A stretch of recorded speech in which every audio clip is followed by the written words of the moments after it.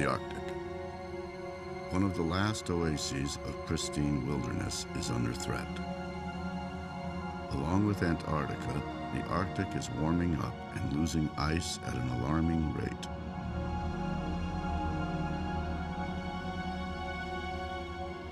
The Copenhagen Conference on the Environment should really be seen as a victory. There's no point living in illusions. You cannot build anything from a place of make-believe. At least now, we know where we stand. My name is Gerard Ungerman. I've been a journalist and a documentary filmmaker for about 20 years, and I've focused mostly over the years on exposing the business of war and the human misery it causes. You might remember in particular Hidden Wars of Desert Storm, a film I produced in 2000 with Audrey Brohy, and that was narrated by John Hurt. I've now decided to focus on the environment. We can no longer wait for government and big corporations to come out of economic and political paradigms they clearly are not willing to abandon. The thing is, all the solutions and technologies we possibly need to become sustainable are already here. We just need to implement them. But we will always find excuses until we change our priorities. What our society needs, first and foremost, is to operate from a place of respect, from a true sense of belonging.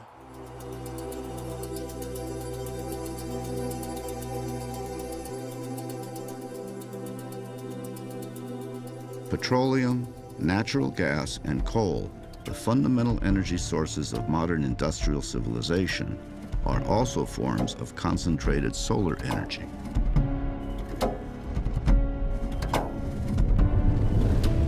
Fossil fuels are stored solar energy. This is energy that accumulated over periods of millions and millions of years through photosynthesis by plants and other very biotically rich environments that have been covered over by geological processes and compressed so that the energy content in the biomass has been vastly concentrated by the geological processes, but now comes available to us. A liter of gasoline represents many, many, many thousands of kilograms of biomass that had to be laid down to leave us with a single liter. Petroleum is a tremendously powerful energy concentrate that has taken humans far beyond the natural boundaries of life on Earth. It is this concentrated solar power, stored in fossil fuels, that allows modern humans to carry out their industrial enterprise with such devastating consequences. But aside from ecological considerations, is it even possible for this to continue much longer when we have in fact been burning for hundreds of years fossil energy that took hundreds of millions of years to accumulate?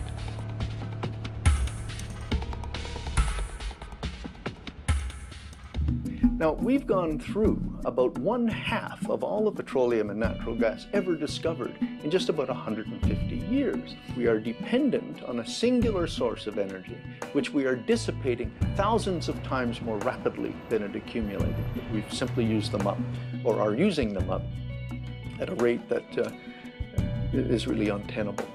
So if we've created this enormous global culture based on fossil fuel, we really have to ask whether it can be sustained when those fossil fuel reserves are lost.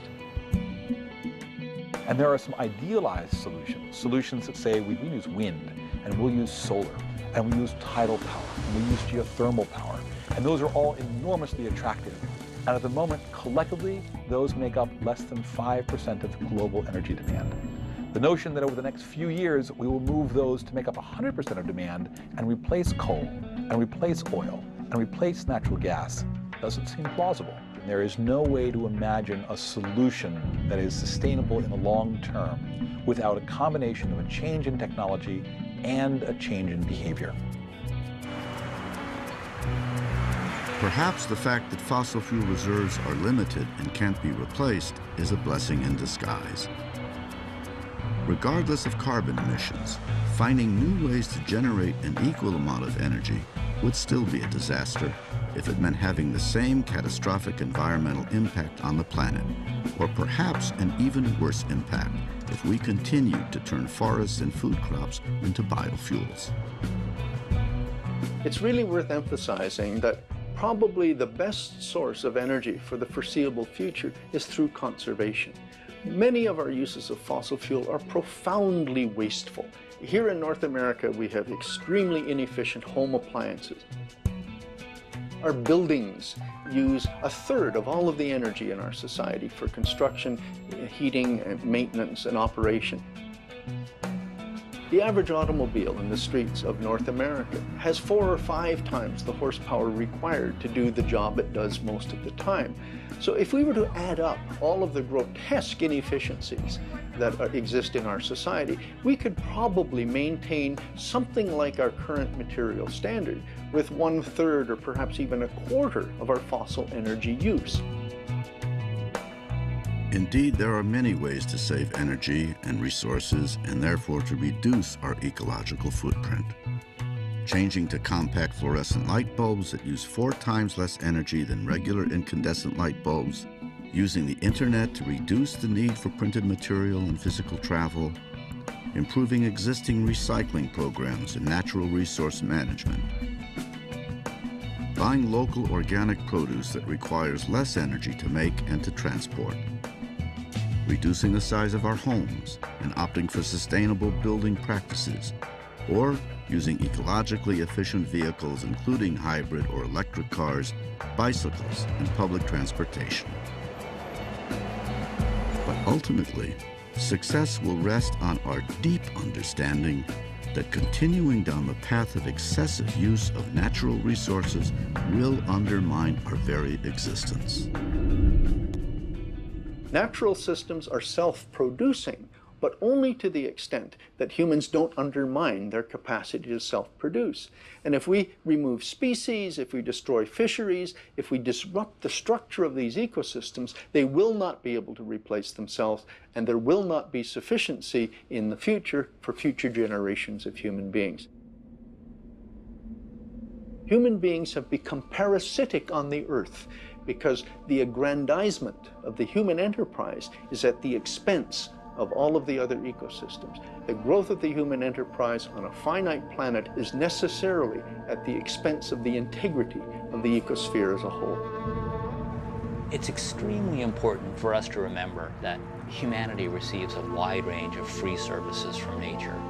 Some of these are actual products that we use. Wood products, for example, are produced by the growth of forest trees. Others are improvement in environmental conditions. An example is that many kinds of vegetation are important in cleaning the water in watersheds, preventing the need for complicated water purification plants. Oxygen is produced from plants and algae. We would not have air to breathe were it not for the biodiversity of the planet. Most of the food that we eat comes from the fact that we live in a natural world. The water we drink comes from the natural world. I personally feel that there's a moral obligation to protect the planet as I came into it. But additionally, the key thing for humans to realize is that we are in fact still connected to the natural world. We can't think of ourselves as not being part of it. We came from it and we're still in it. We cannot live in an artificial world.